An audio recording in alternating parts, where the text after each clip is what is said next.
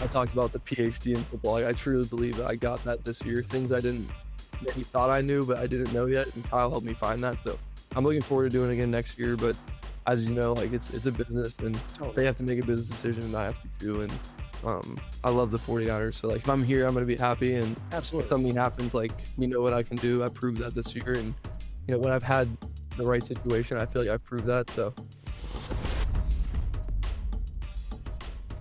Mac Jones on being reinvigorated in his career.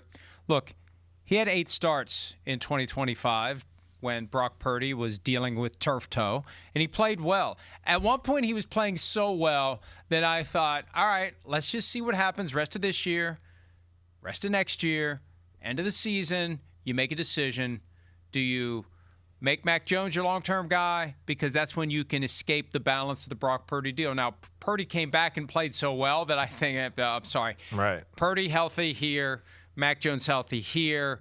Let's not even entertain the possibility of Mac Jones supplanting Brock Purdy. So what do you do, Chris, if you're the 49ers? Do you keep Jones as Brock Purdy insurance?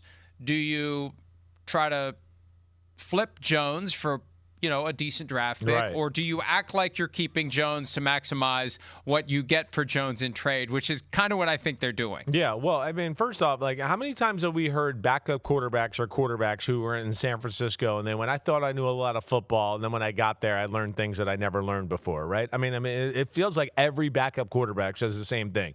Like, holy crap, I was with great coaches, and I knew a lot of stuff, and then I went with Shanahan, and I was like, what? That's how you do it? Holy crap, right? I mean, that speaks to it a little bit.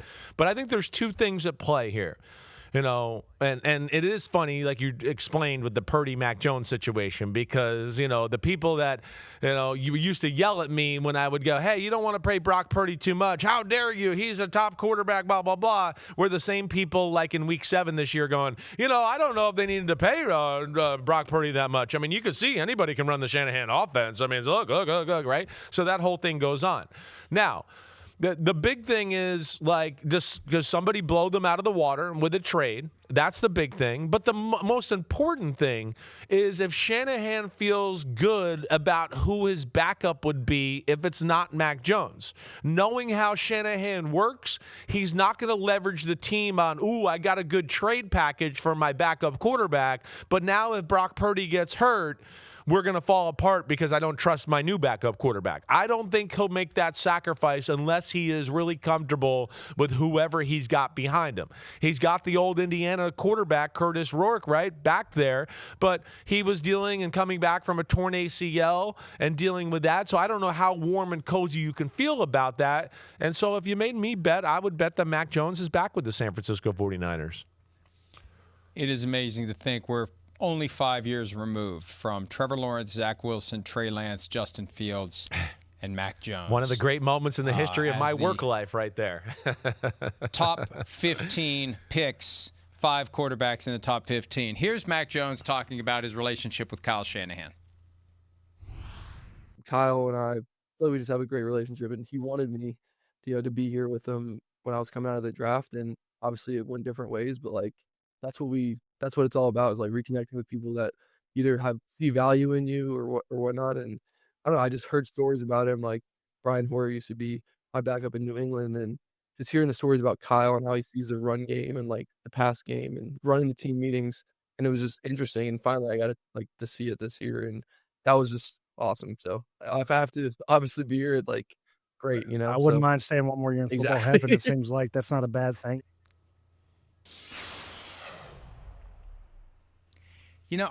I'm fascinated by that whole setup. I've never seen anything like that. The way that you know what I mean? There's just something about it that is like really appealing, but also like, what are they doing? Isn't that a weird? Are you experiencing that same thing? Like, that looks awesome, but who did that? Yeah, well, Mitch Morris is sitting there where the camera is not right in front of his face, which we usually see. It's like a side shot, which you're not used to seeing, I think, there. Then the two guys on the edge, are they in the same place, or they just have the same background? That's where I was like, they got the same background almost, but it doesn't feel like they're in the same place. It is kind of an interesting setup. And it almost looks like, Mitch is sitting there like he's facing Mac Jones, even though I don't think Mac Jones is even in the same room. So it looks kind of like conversational that way. It is interesting. I kind of like it. It's got wherever Mac is has a definite hotel vibe to it. But, Totally. I don't know. Maybe it's his house. I don't know. So anyway, he said without saying it right. as clearly as he could that that I was when right they moved up those from 12 years ago. to 3. Yeah, right. That Mac Jones was the guy they wanted, and Kyle Shanahan got talked out of it and went with Trey Lance instead. Yeah, so it is amazing how that happened, and that now Mac is there. But the next year with the final pick in the draft, they got their superhero quarterback in Brock Purdy. And again, I thought it was fun to watch Mac Jones play, and he was impressive with his ability to win games. And I think there will be a team out there that would like to acquire him for a reasonable, not like a second-round pick or a third-round pick. I think like, maybe something conditional, maybe a 4 and a 5. I don't know. Right. But Brock Purdy is clearly the better NFL player, but Mac Jones is good enough to be playing for someone. Yeah, agreed. I mean, he definitely has that. If you have the Shanahans, the McVays, the people who have a system where they put a lot on the quarterback mentally are going to like a Mac Jones because they're going to go, he can run every aspect of my offense and take advantage of all the tricks I have to offer for an offense because he can handle all that stuff, right? Almost like how we know those guys love a Kirk Cousins. And then it's, of course, why, Shanahan likes Brock Purdy. It's the same kind of guy, right? Matthew Stafford, I think, is cerebrally like that too as well, except he's got a bazooka for a right arm. So that's where that's when you go, oh, that's a superstar, right? That's when that matches up that way. But yeah, it's Mac Jones has certainly shown he's capable of being a starter. He's not going to be the guy that can carry a team. He's not going to carry the Jacksonville Jaguars when they're crappy and they can't block anybody and get anybody open. He's not that guy, right? He's not Josh Allen or Mahomes or Lamar or that. That's not who he is. He needs a little help, but if you give him more, he can give you more. And that's the good thing about Mac Jones. And that's why I always thought, right, and probably the biggest egg in my face moment of my whole NFL career was that Mac Jones would go to the 49ers at pick number 3 because Shanahan likes those type of guys. But yeah, somewhere leading up, where I would tell you 2 to 3 weeks before the draft, it changed. And I didn't take all the context clues from my friend, nor did I want to hear it. I'd already gone on the Mac Jones thing and whatever else. But yeah, my friend was, hey, do you want to watch a little Trey Lance with me? He was kind of saying stuff like that to me, but yet I was like, hey, this is your decision. I don't want to be involved in it or anything like that either. And I still thought, even when he was saying things like that about Trey Lance, I was just like, he still likes Mike Jones, but he's intrigued by Trey Lance too. But as we know, he went with Trey Lance. The rest is history. And, Shanahan's so awesome on the offensive side of the ball. He can overcome just about anything when it comes to that side. And he has overcome that and then some, of course, with Brock Purdy at quarterback.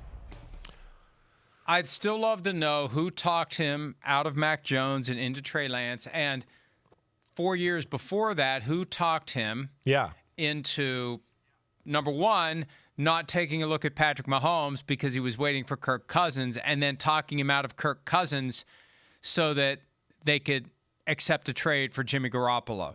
What a strange year that was. You just wonder, look, I don't know that they would have taken Patrick Mahomes, but good Lord, could you imagine Patrick Mahomes with the San Francisco 49ers, the way they've otherwise built that team over the past 7 or 8 years? I don't know that they would have won 3, but they would have at least won 1. Right. No, I mean, agreed. And, it's just, it's funny because it's also one of my big marks of my career and where I got was the fact that during that same draft, I was pretty adamant constantly, and not working with you yet, but at Bleacher Report, where I was like, man, Patrick Mahomes is the best player in the draft. I don't think it's even close. Right. So, but either way, it didn't work out. They've been extremely successful. But yeah, the quarterback thing was an issue. And going back to the Jimmy Garoppolo thing and what you said, yeah, I think he was sitting there waiting for Kirk Cousins for the next year. But then they started out 0-10. And then it was like, damn, we're 0-10. We need to win some football games. And I'm not going to do it with anybody on my roster right now.